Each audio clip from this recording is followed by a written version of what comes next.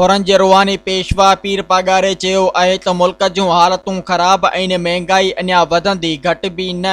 असांखे मुल्क लाइ सोचणो पवंदो। ॿारनि जे दिमाग़ में ॻाल्हि विहारणी आहे त फ़ौज असांजी आहे, असां फ़ौज जा आहियूं। मौजूदा सूरतहाल में को बि नेशनल लेवल ते लीडर रहियो ई नाहे। फेडरेशन खे जेकॾहिं केरु बचाए सघे थो त उहा फ़ौज आहे, सियासतदान न। हर को पंहिंजी देगड़ी तयार करे वेठो आहे। सियासत में जेतिरो बि जेको कूड़ ॻाल्हाईंदो उहो एतिरो वॾो लीडर थींदो। जेकॾहिं असां पाकिस्तान जा ख़ैर ख़्वाह ऐं फेडरेशन सां गॾु आहियूं त असांखे हर हाल में हर क़ीमत ते फ़ौज जो साथ ॾियणो आहे। असां फ़ौज खां परे नथा थी सघूं। फ़ौज जे करे असांजूं सरहदूं इज़त ऐं मुल्क महफ़ूज़ आहे। जिथे फ़ौज कमज़ोर आहे उन मुल्क जा माण्हू धिका खाई रहिया आहिनि। असां बि जेकॾहिं फ़ौज खे कमज़ोर कयो त धिका खाईंदासीं। खिपरे भरिसां मुरीदनि खे ख़िताब कंदे पीर पगारे चयो त कुझु माण्हुनि मूंखे चयो त पंहिंजी न्याणियुनि खे जमायत में छो था वठी अचो। मूं जवाब ॾिनो त जेकॾहिं जमायत जूं न्याणियूं अचनि थियूं, मुंहिंजूं न्याणियूं बि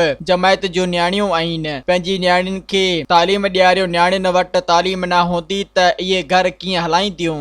मज़ीद ख़बरनि ऐं तफ़सीलात लाइ विज़िट कयो असांजी वेबसाइट www.awamiNewsHD.com ऐं ॾिसंदा रहो अवामी न्यूज़ HD।